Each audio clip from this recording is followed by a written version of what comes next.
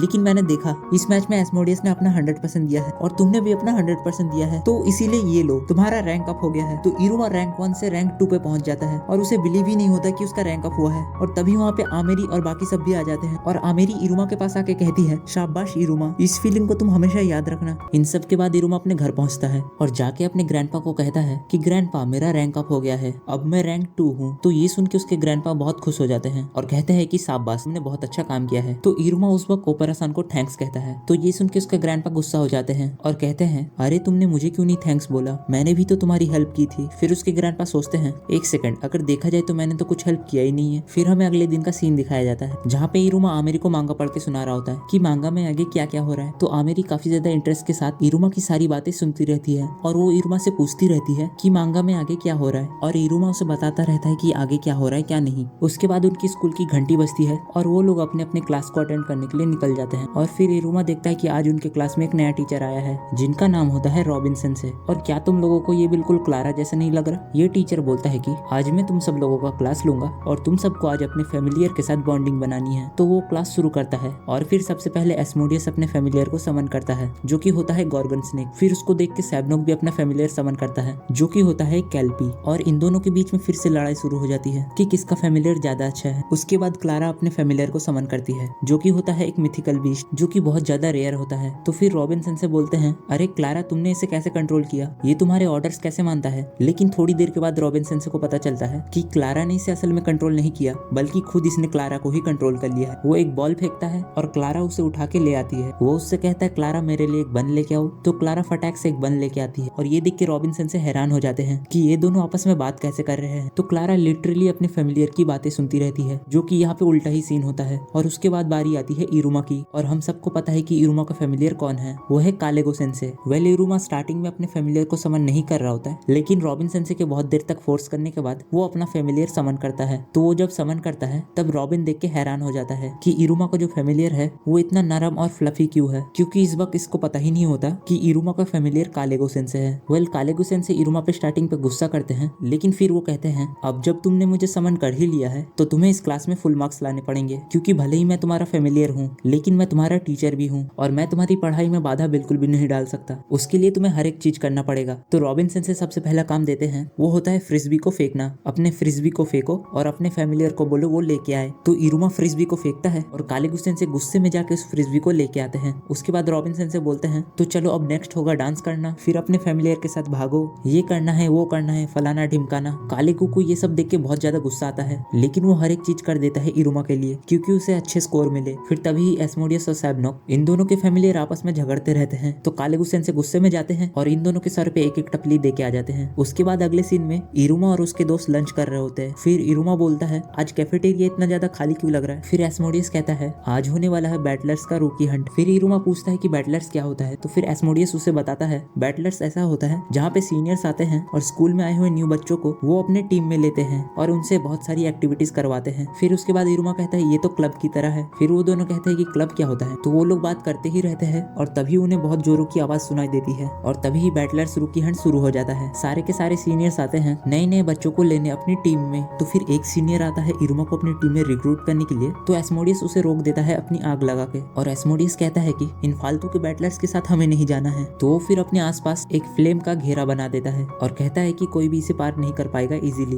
और ऐसे ही वो लोग आगे आगे बढ़ते रहते हैं और देखते हैं कि कैसे वो सीनियर्स अपने टीम में उन बच्चों को लेके जा रहे होते हैं। कोई उन्हें पकड़ के ले जा रहा होता है, कोई उन्हें रस्सी बांध के लेके जा रहा होता है, कोई तो उन्हें उड़ा के ही लेके जा रहा होता है। तो इरुमा ये सब देख के थोड़ा डर जाता है और कहता है कि ये तो कुछ ज्यादा ही खतरनाक है। और तभी वहाँ पे स्टूडेंट काउंसिल के लोग आते हैं और इरुमा देख के हैरान हो जाता है कि स्टूडेंट काउंसिल की प्रेसिडेंट और कोई नहीं बल्कि आमेरी है, क्योंकि उसे पता ही नहीं होता अब तक। तो आमेरी इरुमा को देखती है और चल के जाती है उसके पास और कहती है, इरुमा तुम मेरी टीम में आ जाओ, स्टूडेंट काउंसिल भी एक बैटलर ही है। तो ये देख के सारे लोग हैरान हो जाते हैं। उन्हें लगता है कि आमेरी ने असल में एस्मोडियस को रिक्रूट किया है अपनी टीम में, पर आमेरी ने असल में इरुमा को इन्वाइट किया है। क्यों, वो तो हमें पता ही है। उसके बाद बैटलर्स का रूकी हंट खत्म हो जाता है। तो कालेगो सेंसे उनके क्लास में आते हैं और कहते हैं, तुम सब लोगों के पास 3 दिन है, तुम सारे बैटलर्स को देख सकते हो और डिसाइड कर सकते हो कि तुम्हें कौन से बैटलर में जाना है। और हमारी गैंग चली जाती है एक एक बैटलर को देखने। वो लोग हर टाइप के बैटलर्स को देखते हैं, जैसे हो गया फूड बैटलर, लाइब्रेरी का बैटलर, डीमन किंग का बैटलर, सीड्यूस क्लासेस बैटलर, ऐसे ही बहुत सारे बैटलर्स देखते हैं वो लोग। उसके बाद इरुमा डिसाइड नहीं कर पा रहा होता है कि उसे कौन से बैटलर में जाना चाहिए। तभी उसके हाथ में जो रिंग होती है वो रिंग उसे खींच के ले जा रही होती है कहीं और वो उड़ उड़ के जाता है और एक बंदे से टकरा जाता है और वो देखता है कि ये जो बंदा है ये भी सेम उसी के जैसा होता है, बुद्धू टाइप का। और वो कहता है कि अरे तुम्हारे हाथ में तो फ्लिडरेस रिंग है, इसने तुम्हें इसीलिए मेरे पास खींचा क्योंकि मेरे गले में जो स्टोन है वो भी सेम इसी मेटल से बना है। और वो बंदा कहता है कि मैं तुम्हारा सीनियर हूँ और मेरा भी एक बैटलर है जहाँ पे मैं मैजिक बनाता हूँ ताकि जिन डीमंस के पास मैजिक की पावर कम है वो लोग इस बैटलर को यूज कर सके और खुद के मैजिक के पावर को इंक्रीज कर सके। फिर उसके बाद इरुमा अपने घर पहुंचता है और अपने ग्रैंडपा से कहता है, मेरी ये रिंग कभी कभार आउट ऑफ कंट्रोल हो जाती है। तो उसके ग्रैंडपा कहते हैं कि कोई बात नहीं, मुझे बस इसे थोड़ा सा मॉडिफाई करना पड़ेगा। तो वो इरुमा की रिंग को लेते हैं और उसमें 3 लेवल सेट कर देते हैं और फिर इरुमा अपने ग्रैंडपा को थैंक यू कहता है। लेकिन तभी उसके ग्रैंडपा कहते हैं, चलो इसे यूज करके देखते हैं, अपनी उंगली को ऐसे ऊपर उठाओ और मेरे साथ साथ कहो ला फायर। लेकिन फिर इरुमा सोचता है कहीं फिर से एक और ड्रैगन तो नहीं आ जाएगा और उसके दादाजी कहते हैं, डरो मत, ऐसा नहीं होगा। और फिर इरुमा वो स्पेल पढ़ता है और उसके उंगली से एक पर्पल कलर की फ्लेम निकलती है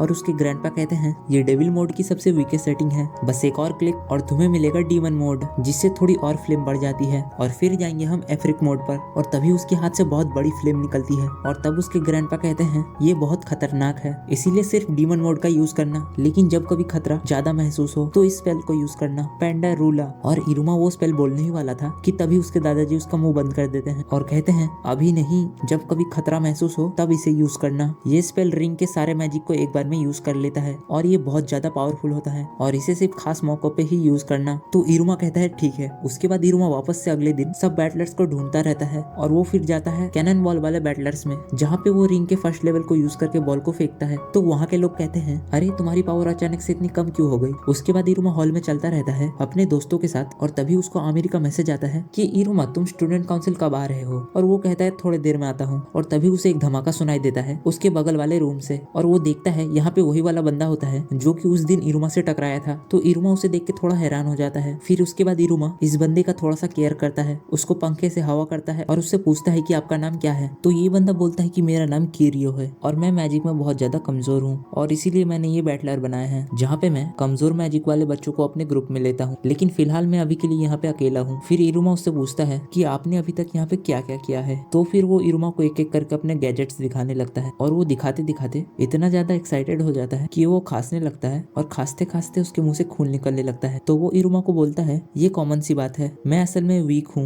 इसीलिए ये होता है। फिर इरुमा देखता है कि जो वहाँ पे धमाका हुआ था उसकी वजह से वहाँ पे कुछ टुकड़े जमीन पे गिरे हुए होते हैं और इरुमा उसे एक एक करके उठा के जोड़ने लगता है, बिल्कुल एक पजल की तरह। फिर इरुमा उसे फटाफट ठीक भी कर देता है और इसको बना के दे देता है। तो फिर वो इरुमा को कहता है वाओ तुमने इतनी जल्दी इसे कैसे बना लिया। तो इरुमा बोलता है कि इन सब चीजों में तो मैं एक्सपर्ट हूँ, ये सब तो मैं बचपन से करता आ रहा हूँ। उसके बाद किरियो उस दिल वाली चीज को लेता है और उसको अपनी मशीन के अंदर डाल के उसको चालू कर देता है और इरुमा को अपना मैजिक दिखाता है कि ये मशीन कैसे काम करती है। वो इरुमा से कहता है मेरा गोल ये है कि मैं एक ऐसा मशीन बनाऊं जो कि कमजोर डीमंस के लिए होता है और वो लोग उसकी मदद से अपनी पावर को इंक्रीज कर सके। इसके थ्रू मैं मैजिक का पावर गैप कम करना चाहता हूँ। ये सुनकर इरुमा को काफी ज्यादा अच्छा लगता है। फिर कुछ देर बाद इरुमा आमिर को मैसेज करता है कि आज मैं स्टूडेंट काउंसिल नहीं आ पाऊंगा। तो आमिर का दिल टूट जाता है, उसने बहुत सारी तैयारी करके रखी होती है इरुमा के लिए। उसके बाद इरुमा किरियो से पूछता है क्या मैं आपका क्लब ज्वाइन कर सकता हूँ, तो जिसपे किरियो हाँ कह देता है। फिर उसके बाद इरुमा जाता है और अपने दोस्तों से कहता है कि मैंने ये बैटलर ज्वाइन करने के बारे में सोच लिया है। तो फिर एस्मोडियस और क्लारा भी कहते हैं ठीक है फिर हम भी वो ज्वाइन करेंगे। तो फिर अगले ही दिन तीनों ही जाते हैं किरियो के पास। ये देख के किरियो काफी ज्यादा खुश हो जाता है। फिर अगले दिन इरुमा जाता है आमिर के क्लब रूम में और उसको देख के आमिर काफी ज्यादा खुश हो जाती है। उसको लगता है कि इरुमा आ गया है उसका क्लब ज्वाइन करने। तो आमिर इरुमा के लिए चाय बनाती है और उससे बातें करती है और तभी इरुमा उससे कहता है मैंने दूसरा क्लब ज्वाइन कर लिया है। तो ये सुन के आमिर को काफी ज्यादा गुस्सा आता है, उसका तो दिल ही टूट जाता है। फिर अगले दिन ऑपरेशन बोलते हैं कि स्टूडेंट टीचर मीटिंग होने वाला है जहाँ आपके बैटलर में आपके पेरेंट्स आएंगे आपको देखने के लिए कि आपका बैटलर कैसा होता है और इसे ही कहते हैं बैटलर्स पार्टी। उसी वक्त इस डीमन वर्ल्ड में कुछ इंपॉर्टेंट हो रहा होता है जो कि होता है 13th डिनर। यहाँ पे असल में 13 डीमंस होते हैं जो कि पूरे डीमन वर्ल्ड के सबसे पावरफुल लोग हैं और वो लोग बात कर रहे होते हैं कि अगला डीमन किंग कौन बनेगा, क्योंकि डीमन किंग की कुर्सी अभी खाली है और उसके लिए 3 टॉप हाई लेवल के सबसे पावरफुल डीमंस होते हैं, जिनमें से एक होता है सालेबन जो होते हैं इरुमा के ग्रैंडपा। तो ये 3 डीमंस सबसे ऊपर वाले फ्लोर पे बैठे होते हैं जो कि होता है 666। वो लोग बात करते रहते हैं कि किसका ग्रैंड चाइल्ड सबसे ज्यादा क्यूट है। तभी सालेबन कहता है ये देखो मेरे पास भी एक ग्रैंडसन है। तो ये देख के बाकी दोनों हैरान हो जाते हैं और वो कहते हैं अरे तुम्हारा ग्रैंडसन कैसे हुआ, तुम्हारी तो शादी भी नहीं हुई है, तुम तो साले सिंगल हो। लेकिन वो फिर भी बोलते हैं तुम्हारा ग्रैंडसन बहुत ज्यादा क्यूट है सुलेवन। और वो दोनों डिसाइड करते हैं कि वो लोग सुलेवन को डीमन किंग बनाना चाहते हैं। लेकिन सुलेवन कहता है कि मुझे अभी डीमन किंग नहीं बनना क्योंकि मैं बहुत ज्यादा खुश हूँ अपने ग्रैंडसन के साथ, तो फिलहाल के लिए मैं सिर्फ चेयर डीमन बन के रहना चाहता हूँ। उसके बाद सुलेवन मिलते हैं आमिर के पापा से। आमिर के पापा सुलेवन को कहते हैं कि हमें आपको अरेस्ट करना पड़ेगा क्योंकि आमिर के डैड एक पुलिस वाले होते हैं और वो कहते हैं हमें किसी ने खबर दी है आप इनलीगली ह्यूमन वर्ल्ड पे गए थे। और वो लोग सुलेवन को लेके चले जाते हैं पुलिस स्टेशन और वहाँ पे उसे पकड़ के रख लेते हैं। लेकिन वहाँ पे भी सुलेवन को कोई कुछ नहीं कर सकता, उसके तो मजे ही मजे है। इस वक्त हमें पता नहीं होता इन लोगों को असल में मालूम कैसे पड़ा कि सुलेवन असल में ह्यूमन वर्ल्ड पे गया था, क्योंकि पुलिस वाला कहता है कि उसे किसी ने टिप दी है, लेकिन किसने टिप दी है वो हमें पता नहीं। फिर अगले दिन सारे बच्चे खुश रहते हैं, उनका मतलब बैटलर्स पार्टी होने वाली है और उनके पेरेंट्स उन्हें देखने आएंगे। कुछ लोग यहाँ पे नर्वस भी रहते हैं ये सोच के कि उनके पेरेंट्स क्या सोचेंगे। और इरुमा कहता है कि ये मेरी लाइफ में पहली बार होने जा रहा है कि मेरे पेरेंट्स मेरे स्कूल में आने वाले हैं। जो मेरी पुरानी लाइफ थी उसमें तो मेरे पेरेंट्स को घंटा मेरी फिक्र नहीं थी, लेकिन यहाँ पे मुझे पता है कि मेरे ग्रैंडपा आएंगे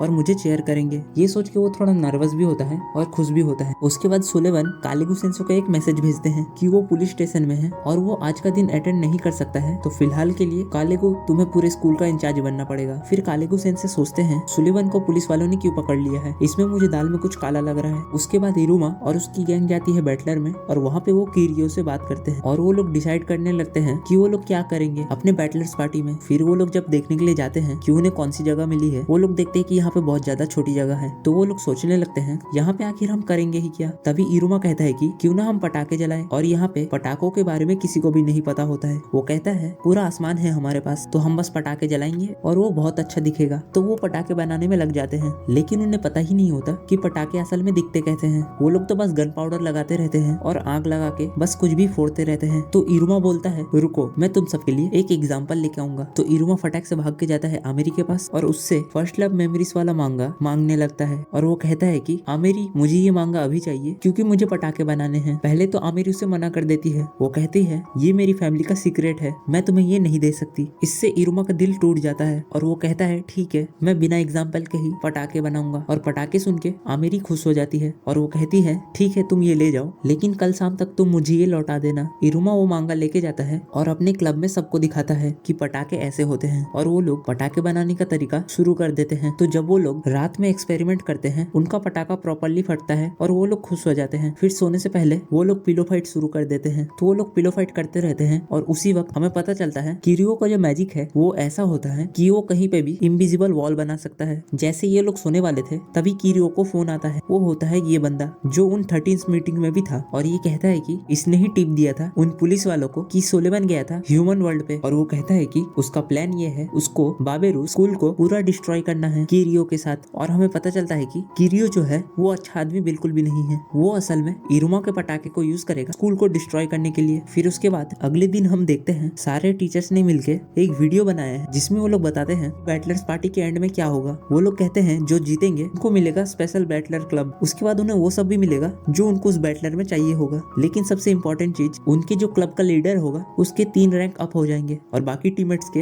एक एक रैंक अप हो जाएगा। ये सुन के इरुमा खुश हो जाता है और कहता है अगर हम जीत गए तो किरियो के लिए अच्छा होगा, वो लेवल 2 से लेवल 5 पे पहुंच जाएगा और लोग उसकी थोड़ी इज्जत करना भी शुरू कर देंगे। फिर सारे बच्चे लग जाते हैं अपने अपने बैटलर्स के काम में। इरुमा, एस्मोडियस और क्लारा ये लोग कोशिश करते हैं अपना लॉन्च पैड बनाने की, और वो लोग सोचते हैं कि जब हमारा लॉन्च पैड बन जाएगा तो उसके अंदर फायर क्रैकर रखेंगे और लॉन्च कर देंगे। फिर इरुमा पूछता है कि अरे किरियो सेंसे कहाँ गए। तो एस्मोडियस कहता है कि किरियो ने कहा था कि वो थोड़ी देर में आ रहे हैं। फिर उसके बाद हमें दिखाया जाता है किरियो एक हिडन रूम में जाता है और वहाँ पे जाके वो सोचता है कि उसने अपने बड़े भाई से क्या बात किया था। तो वो बंदा कहता है कि किरियो कुछ भी हो जाए हमें इस स्कूल को डिस्ट्रॉय करना ही पड़ेगा। इस वक्त सालेवान भी स्कूल में नहीं है, जो कि हमारे लिए एक बहुत अच्छी अपॉर्चुनिटी है, और इसे डिस्ट्रॉय करने में हमें तुम्हारी एबिलिटीज की जरूरत पड़ेगी और तुम्हारी मशीन की भी। किरियो अंदर बैठ के अपना काम कर ही रहा होता है कि तभी वहाँ पे इरुमा भी आ जाता है। तो किरियो उससे पूछता है इरुमा तुम यहाँ पे अंदर कैसे आए। फिर इरुमा कहता है मैं तो तुम्हें ढूंढ रहा था, तभी मेरी रिंग एक्टिवेट हो गई और मुझे खींच के यहाँ पे लेके आ गई। फिर किरियो कहता है अच्छा ठीक है। फिर किरियो उसे दिखाता है उसके रूम में क्या क्या है और उसे कहता है कि देखो इरुमा, इस रूम से अगर तुम ठीक नीचे देखोगे तो तुम्हें नीचे जितने भी लोग दिख रहे हैं वो लोग तुम्हें यहाँ पे नहीं देख सकते, क्योंकि इस रूम में ये स्पेशल ग्लास लगा हुआ है और इसके आर पार आवाज भी नहीं जाती है। ये मेरा स्पेशल रूम है, यहाँ पे आके मैं अपना टाइम स्पेंड करता हूँ। फिर अगले सीन में हमें दिखाया जाता है इरुमा की टीम ने उनका लॉन्च पैड बना लिया है और स्पेशली क्लारा ने उसे डेकोरेट किया है। और फिर वो लोग कहते हैं अगले दिन ही बैटलर पार्टी स्टार्ट होने वाली है। फिर सब लोग रेडी होकर स्कूल जाने लगते हैं और एस्मोडियस अपने बटलर को कहता है कि प्लीज कुछ भी हो जाए लेकिन मॉम को स्कूल मत आने देना। और उसी वक्त किरियो अपने आप से बात कर रहा होता है इरुमा अब टाइम है हमारे स्पेशल प्लान का। वो असल में यहाँ पे इरुमा से बात नहीं कर रहा होता है, वो असल में इरुमा को यूज करने वाला होता है। और यहाँ पे हमें दिखाया जाता है कि बैटलर पार्टी स्टार्ट हो चुकी है। सारे बच्चे मिलकर अपने अपने बैटलर्स को प्रमोट करते रहते हैं। फिर इरुमा और उसकी टीम डिसाइड करती है कि वो लोग पूरे पार्टी में घूमेंगे और देखेंगे कौन सा बैटलर क्या करता है। लेकिन उसी वक्त किरियो उनसे कहता है उसे अभी कुछ काम है, और ये बोल के वो वहाँ से निकल जाता है। फिर इरुमा और उसकी टीम घूमते घूमते एक फूड स्टॉल पे आती है और इरुमा एक ही सेकंड के अंदर पूरी प्लेट को अकेले ही खा जाता है। फिर उसके बाद वो लोग पहुंचते हैं सैबनोक के बैटलर में। वहाँ पे सैबनोक उनसे कहता है उनके बैटरा ने सोचा है कि वो लोग डीमन किंग का स्टोरी प्ले करेंगे जिसमें डीमन किंग का रोल मैं करूंगा। और जब ये लोग बात करते ही रहते हैं कि तभी वहाँ पे इरुमा की पूरी क्लास आ जाती है और वो लोग एक दूसरे को अपने अपने बैटरा के बारे में बताते रहते हैं। और तभी ही बातों बातों में इरुमा को लगता है कि क्या पता उनके बैटलर के फर्स्ट आने का चांस बढ़ जाए, क्योंकि बैटरा पार्टी में ये इंपॉर्टेंट है हम सबका जो बैटरा है उसका जो फाइनल आउटपुट है वो कितना ज्यादा अट्रैक्टिव है और कितना ही वो लोगों का अटेंशन ग्रैब करता है। तो इरुमा ने सोचा कि वो लोग तो पटाखे फोड़ने वाले हैं तो उससे तो लोगों का अटेंशन ग्रैब होगा ही, तो उनके बैटरा के जीतने के चांस बहुत बढ़ गए हैं, ऐसा इरुमा को लगता है। उसके बाद एस्मोडियस क्लारस कहता है कि इरुमा पटाखे फोड़ेगा क्योंकि वही डिजर्व करता है पटाखे फोड़ना। और तभी ही बातों बातों में क्लारा अचानक से उस कैनन में आग लगा देती है। ये देख के इरुमा और एस्मोडियस डर जाते हैं और वो लोग उस कैनन को रोकने की कोशिश करते हैं, लेकिन वो लोग इसे रोक नहीं पाते हैं। उस कैनन में आग लग जाती है और उन्हें लग रहा होता है कि अब पटाखा फटने वाला है, लेकिन वो देखते हैं कि कुछ होता ही नहीं है। और तब एस्मोडियस बोलता है क्लारा ये तुमने क्या किया। किया। तुम्हें पता है अगर ये पटाखा अभी फट जाता तो हम लोग कुछ कर ही नहीं पाते कल के लिए। लेकिन वो तीनों देखते हैं कि उस कैनन के अंदर का पटाखा गायब है और अगले सीन में हमें दिखाया जाता है वो पटाखा असल में किरियो ही अपने साथ लेके आया था और वो उसके रूम में बैठा होता है जहाँ से वो लोगों को देख रहा होता है नीचे। फिर किरियो को एक फ्लैशबैक आता है उसके बड़े भाई का और उसमें हमें ये पता चलता है कि उसका जो बड़ा भाई है उसने लिटरली किरियो का ब्रेन वॉश किया होता है। और जैसे ही ये फ्लैशबैक खत्म होता है तभी किरियो अपने गले का पेंडेंट तोड़ देता है और अपने मैजिक को एक्टिवेट कर देता है जिससे पूरे स्कूल में बहुत सारे इनविजिबल वॉल्स बन जाते हैं जिसके आर पार कोई नहीं जा पाता। उसके बाद हमें अगले ही सीन में दिखाया जाता है सारे बच्चे उस वॉल के आर पार जाने की कोशिश करते हैं लेकिन कोई जा नहीं पाता और हर एक बच्चा कहीं ना कहीं फंस गया होता है। और तभी ही इरुमा और उसके दोस्तों को याद आता है ये वॉल्स तो सेम बिल्कुल वैसे ही है जैसे किरियो सेनपाई बनाते हैं। उसके बाद हमें कालेगो सेंसे को दिखाया जाता है जो कि उन वॉल्स को तोड़ने की कोशिश कर रहे थे अपने फैमिलियर की मदद से। तो कालेगो सेंसे जैसे ही उस बैरियर को तोड़ते हैं तभी वो बैरियर फिर से ठीक हो जाता है। तो ये देख के कालेगो सोचता है कि ये मैजिक तो किसी ऐसे डीमन ने किया होगा जिसका लेवल कुछ ज्यादा ही हाई हो। और तभी कालेगो सेंसे सोचते हैं मुझे पहले से ही शक था कि दाल में जरूर कुछ काला है क्योंकि अभी प्रिंसिपल भी स्कूल में नहीं है और तभी ये कांड हो गया। मुझे तो ये किसी की सोची समझी चाल लगती है। उसके बाद कालेगो सेंसे एक प्लान बनाते हैं और बाकी टीचर्स को कहते हैं आप जाके अनाउंस करो ये सब जो चीजें हो रही है वो सब हमारी इस पार्टी का ही एक हिस्सा है जो कि एक सरप्राइज है आप सबके लिए। आप सब लोगों को यहाँ बच बच के निकल के बीच में सेंटर पे आना है और जो लोग बहुत जल्दी आ जाएंगे उन्हें हम प्राइजेस भी देंगे। कालेगो सेंसे ये इसलिए कहते हैं ताकि सारे बच्चे पैनिक ना करें। और तभी कालेगो रॉबिन सेंसे को लेके सारे बैरियर्स को तोड़ के आगे बढ़ रहे होते हैं। फिर कुछ ही देर बाद सारे टीचर्स की मदद की वजह से मैक्सिमम सारे बच्चे कोर्टयार्ड में पहुंच जाते हैं और तभी हमें पता चलता है किरियो एक एक करके सारे बच्चों को उसी कोर्टयार्ड में पहुंचा रहा होता है। और तभी किरियो देखता है कि एक बंदा दौड़ दौड़ के उसके पास आ रहा होता है और वो कहता है कि ये तो पक्का इरुमा ही होगा लेकिन ऐसा कैसा हो सकता है, मैंने तो अपने गले का पेंडेंट तोड़ दिया था तो उसे मेरे एग्जैक्ट लोकेशन के बारे में पता कैसे चल रहा है। और तभी हमें पता चलता है इरुमा असल में एस्मोडियस और क्लारा के हेल्प के थ्रू वहां तक पहुंचा होता है। क्लारा ने वहां अपनी जेब से बहुत सारे मैजिकल पपेट्स निकाले थे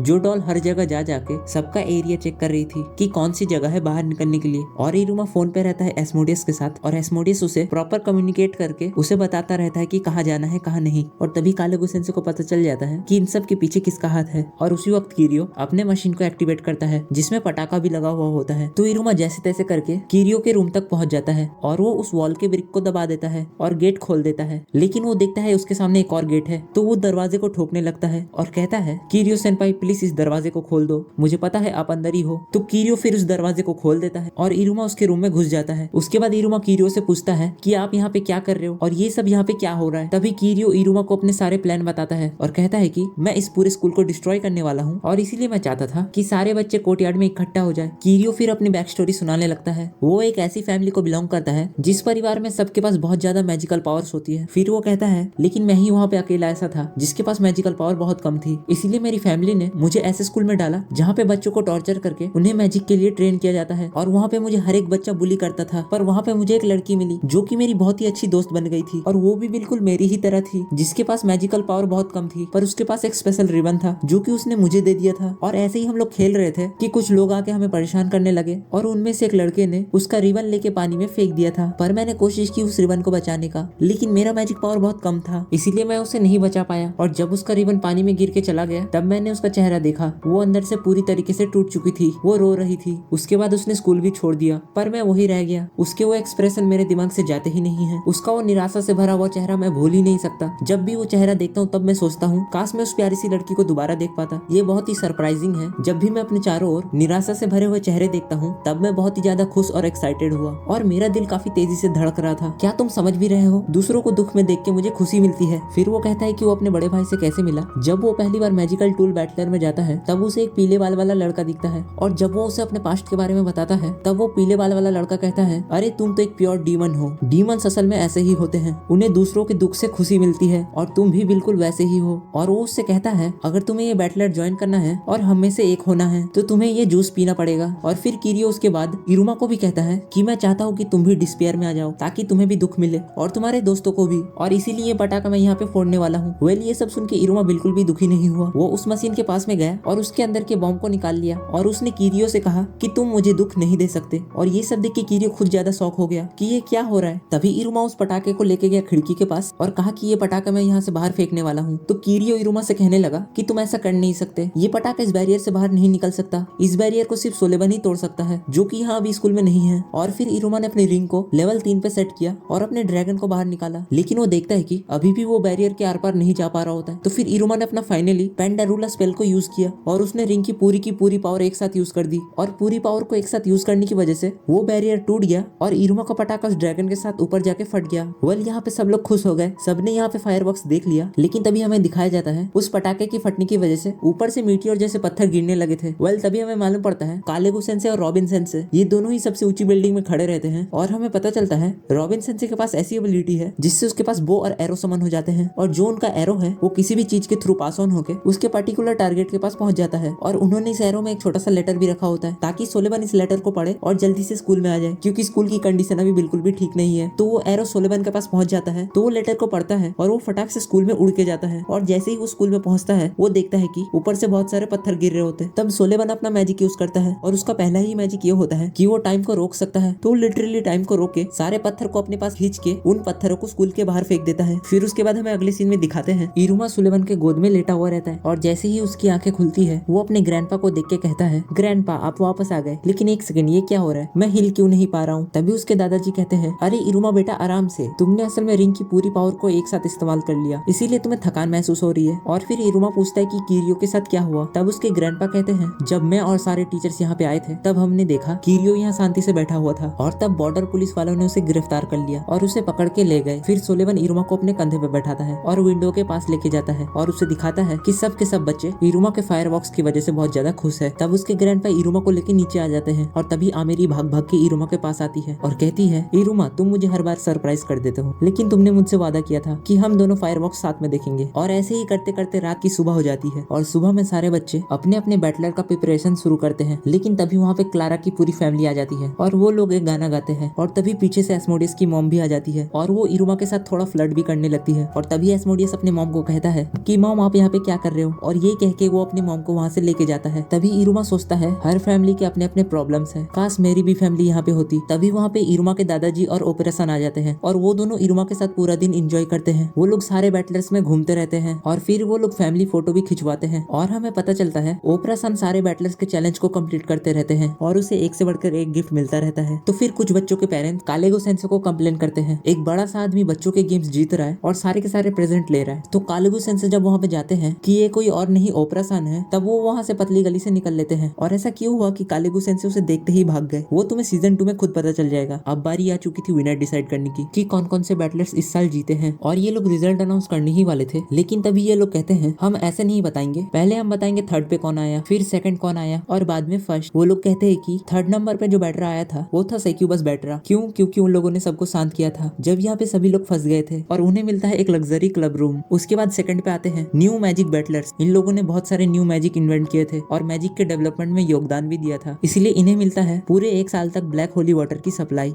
अब बारी आती है नंबर 1 बैटरा और इस वक्त सब लोग सोच रहे होते हैं कि शायद इरुमा को मिलने वाला है फर्स्ट प्राइज, बट इन लोगों ने अनाउंस किया कि फर्स्ट प्राइज मिला है ब्रॉडकास्ट बैटरा को, क्योंकि पूरे इवेंट के टाइम पे ब्रॉडकास्ट बैटरा ही था जो हर एक चीज को प्रॉपर्ली ब्रॉडकास्ट कर रहा था और लोगों को इंस्ट्रक्शन दे रहा था। तो इसी वजह से इरुमा और उसकी गैंग को कोई भी प्राइज नहीं मिला। उसी वक्त कालेगो स्टेज पे आते हैं और वो कहते हैं मुझे एक बात अनाउंस करना है, यहाँ एक बैटलर ऐसा है जिन्होंने अपनी जान पे खेलकर परफॉर्मेंस दी थी और मुझे इस बैटलर को पनिश करना चाहिए, लेकिन अब मैं इन्हें प्राइज देने वाला हूँ। और इस बैटरा का नाम है मैजिकल टूल्स बैटरा और ये इरुमा का बैटरा था। कालेगो सेंसे कहते हैं कि इस बैटरा में किसी भी एक मेंबर को बैटरा वाले डिसाइड करेंगे कि किसका हम एक रैंक अप कर देंगे। इसका रीजन ये है कि इस बैटलर ने बहुत ही अच्छा परफॉर्मेंस दिया था और हमारी किसी एक काम में हेल्प की थी जिसे हम रिवील नहीं कर सकते। तो फिर एस्मोडियस और क्लारा इरुमा को प्राइज लेने आगे भेज देते हैं और फिर कालेगो इरुमा को लेवल 2 से लेवल 3 पे रैंक अप कर देते हैं और इरुमा को वार्निंग भी देता है, तुमने इस बार चीजें अपने हाथों में ले ली थी जो तुम्हें नहीं करना चाहिए था। अगर तुम किसी मुसीबत पे फंसे हो तो तुम मुझे बुलाओ, मैं तुम्हारा टीचर भी हूँ और तुम्हारा फैमिलियर भी। आइंदा से ये बात याद रखना और अपने टीचर्स पे भरोसा करना। फिर हमें अगले दिन का सीन दिखाया जाता है। इरुमा वापस से आमेरी को मांगा पढ़ के सुना रहा होता है और तभी आमेरी देखती है कि खिड़की के बाहर उसे उसके पापा दिखते हैं। तो वो इरुमा को कहती है, इरुमा तुम रुक जाओ, मुझे अभी थोड़ा सा कुछ काम है। तो फिर इरुमा भी वहाँ से बाहर निकल लेता है और सोचता है कि अरे आज क्या हुआ, आमेरी ऐसे क्यों भाग गई। और तभी इरुमा को कुछ पीछे महसूस होता है और वो देखता है कि उसके पीछे खड़े हैं आमेरी के पापा। लेकिन ये बात उसे पता नहीं थी। आमेरी के डैड इरुमा को लेते हैं और जाके एक बेंच पे बैठ जाते हैं। वहाँ पे वो इरुमा से बातचीत करते हैं और वो कहते हैं, मैं असल में बॉर्डर पुलिस का ऑफिसर हूँ, मेरा काम ये है कि कोई भी इंसान अगर डीमन वर्ल्ड में आता है तो मैं उसे यहाँ पे पकड़ लेता हूँ। ये सुन के इरुमा थोड़ा सा डर जाता है। इरुमा उनसे पूछता है, आप उन्हें पकड़ने के बाद क्या करते हो। तो वो कहता है कि हम उसकी बॉडी को एक्सपेरिमेंट के लिए यूज करते हैं और नीचे के हिस्से को पका के खा लेते हैं। फिर वो हंस के कहते हैं, अरे मैं तो मजाक कर रहा था, अगर कोई इंसान अगर गलती से यहाँ पे आ जाए तो मैं उसकी हेल्प करता हूँ और उसे वापस से उसे ह्यूमन वर्ल्ड पे भेज देता हूँ और उसे ह्यूमन वर्ल्ड पे भेजने के साथ ही साथ मैं उसकी यहाँ की सारी मेमोरी को इरेज कर देता हूँ। तो अगर तुम्हें लगे कि कोई इंसान यहाँ पे आ चुका है तो तुम मुझे बता देना। ऐसे मतलब वो इनडायरेक्टली इरुमा से पूछ रहा होता है कि इरुमा असल में इंसान है या डीमन है। उसी वक्त आमेरी भी वहाँ पे आ जाती है और वो आके इरुमा को इंट्रोड्यूस करवाती है अपने पापा से। तो आमेरी के पापा आमेरी से पूछते हैं, अरे लेकिन तुम इसे कैसे जानती हो? तो आमेरी थोड़ी सी नर्वस हो जाती है। वो सोचती है कि अगर मैंने अपने पापा को मांगा के बारे में बताया तो वो मुझे पकड़ लेंगे। तो वो झूठ झूठ में बहाना बना के कह देती है, हम दोनों बस प्यार और रिलेशनशिप की बातें करते रहते हैं। ये सुन के आमेरी के पापा को लगता है कि इरुमा उनकी बेटी को सेट कर रहा है और वो उस टाइम पे आग बबूला हो रहे थे। फिर आमेरी अपने पापा को लेके वहाँ से चली जाती है। फिर हमें अगले दिन का सीन दिखाया जाता है जहाँ एस्मोडियस और क्लारा हर जगह न्यूज़पेपर चिपका रहे होते हैं जिसके ऊपर इरुमा के रैंक अप का न्यूज लिखा होता है। और तभी उसके क्लासमेट इरुमा के पास आके कहते हैं, इरुमा क्या तुम्हें डेमीडॉल्स के बारे में पता है? तो इरुमा बोलता है कि डेमीडॉल्स क्या होते हैं? तो वो लोग बताते हैं कि इस दुनिया में जब भी कोई डीमन आउट ऑफ कंट्रोल हो जाता है और वो अपने इवल साइकिल के पास जा रहा होता है तो वो लोग ऐसी ऐसी चीजें करते हैं जिससे वो लोग नॉर्मल हो जाए और तब वो लोग यूज करते हैं डेमीडॉल्स को जो कि उनको शांत करवाती है। और कुरुमू नाम की एक डेमीडॉल है जिसका हाल फिलहाल एक कॉन्सर्ट होने वाला है हमारे स्कूल के पास। उसके बाद हमें अगले सीन में दिखाया जाता है कि डेमीडॉल कुरुमू अपने कॉन्सर्ट की प्रैक्टिस कर रही होती है और वो अपने ड्रेसिंग रूम में जाके बैठ जाती है। वहाँ पे जैसे ही वो अपनी विग हटाती है तभी हमें पता चलता है ये कोई और नहीं बल्कि इरुमा की क्लासमेट है जो सफेद बाल वाली रहती है और हमेशा क्लास में शांत होकर बैठी रहती है। फिर हमें इसकी बैक स्टोरी के बारे में पता चलता है और वो कहती है वो ऐसी फैमिली से बिलोंग करती है जो लोग आइस मैजिक का यूज करते हैं पर इसके फैमिली मेंबर कभी इससे खुश नहीं रहते हैं। इसकी मॉम इसकी बाकी के भाई बहनों को हमेशा स्माइली फेस देती थी और इसे बस एक नॉर्मल सा फेस देती थी। इसका रीजन ये था कि इसका मैजिक इतना अच्छा नहीं था। तभी कुरुमू सोचती है कि वो अपने क्यूटनेस का यूज करेगी क्योंकि वो बचपन से ही इतनी ज्यादा क्यूट थी कि लोग हमेशा उसके आसपास आते थे और खुश हो जाते थे। फिर वो ऐसे ही बैठी होती है और न्यूज़पेपर पढ़ रही होती है तो वो देखती है कि वापस से इरुमा न्यूज़पेपर के सबसे टॉप पे है। तो वो देख के उसे बहुत ज्यादा गुस्सा आता है और वो कहती है कि मैं इतना कोशिश करती हूँ टॉप पे आने की पर ये इरुमा हमेशा मेरे रास्ते में आ जाता है। और ऐसे गुस्से में आके वो अपना आइस मैजिक यूज करने लगती है। तभी उसकी मैनेजर उसके रूम में आती है और कहती है, कुरुमू तुम ऐसा मत करो, तुम अगर आइस मैजिक यूज करोगी तो लोगों को तुम्हारा सीक्रेट पता चल जाएगा। तो फिर वो थोड़ा शांत होती है और वापस से बाहर जाती है स्टेज पे और वो देखती है कि यहाँ पे आज इरुमा भी आया है। ये देख के वो थोड़ी सी भड़क जाती है।